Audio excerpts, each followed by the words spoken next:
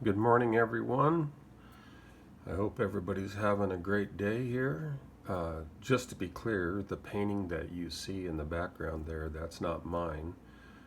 That was painted by my hero, who painted for 92 years. She should probably get some type of medal of honor for that. Anyways, this morning I'd like to talk about my selection of paintbrushes, and I'll start from the largest.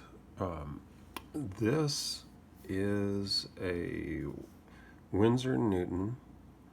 Uh, it's a synthetic og filbert, and you see it's marked as a size 16. But if you ever want to get into this series of brush, just be aware. I'm going to compare this to a 1-inch flat brush, and it just swallows it. So this is a Princeton Select, and it's a 1-inch, and I'm telling you, this Winsor Newton just eats it up.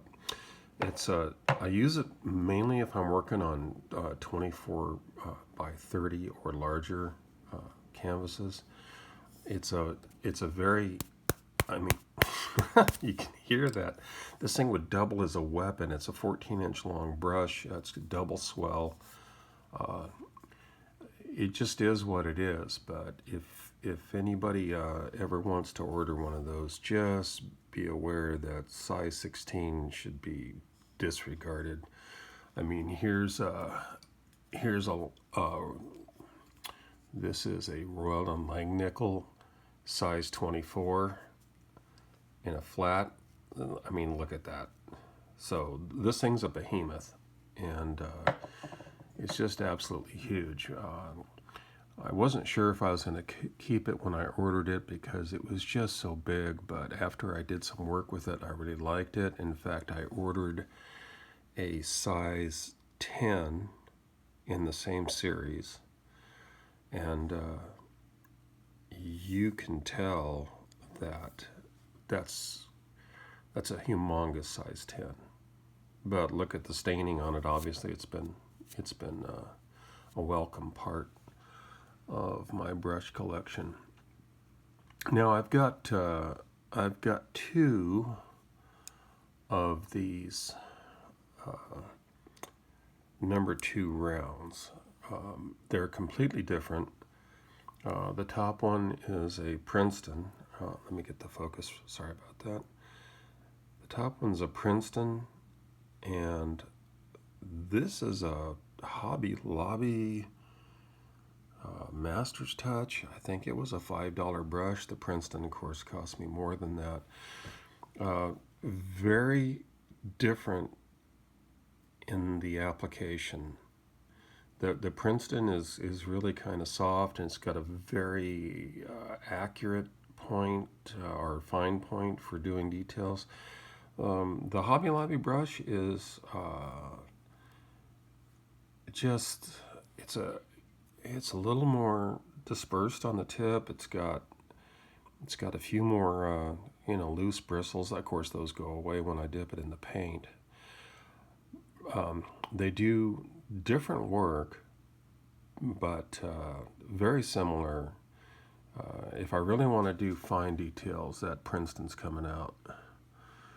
Now, here is a synthetic filbert by a company called Zim, and these can be found on Amazon. Really a nice brush. This one gets a lot of use in my palette. It's a fairly soft but firm brush, if that makes sense. I mean, it's got a lot of body to it. This, and I have it, of course, in a size 4, and you can see that size 4 has been getting worked a lot. Good brushes for the money. I mean, they're very affordable.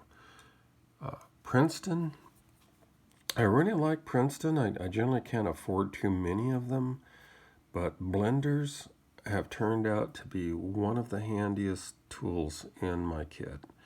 And I use this one for watercolor if I'm using high quality cotton paper that can take a lot of abuse. And I also use it in oil. And it's a very firm blender, but it cleans up nicely. So I've got that in a 12, and I've got it in a size 6. And there's a big difference in the size between the two. I'll put the 12 and the 6 in for comparison. Blenders are just pretty cool brushes in my opinion. Also from Zim, I've got some bristle flats, and they're a good little workhorse. Zim is a company I'd never heard of before, and I've got it also in a size 2. And let's see, I think it's the 1400 series. Is that what it says? Yeah. And last but not least is this little size 2 Master's Touch Hobby Lobby filbert.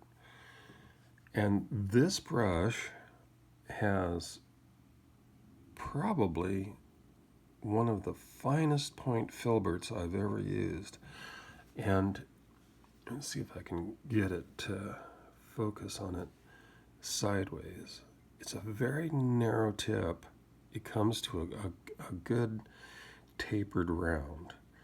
And that is a brush that I reach for a lot. So, the name of the artist who painted this wonderful painting in the background is Bernice Jones. She entered a contest, I think for 10 cents she could get a little box of watercolors and maybe I don't know, she just probably used butcher paper or something. This would have been in the 1920s. Anyway, she scored well in the contest. It was one of those mail-in type things. And she painted for 92 years. And her work is just phenomenal. Anyways, that's my assortment of brushes that are in my easel. And I guess it would serve as a review to some degree, but anyways, I've had good luck with these brushes, and if you choose to go after any of these and order them, I hope you have great luck with them too. Have a great day.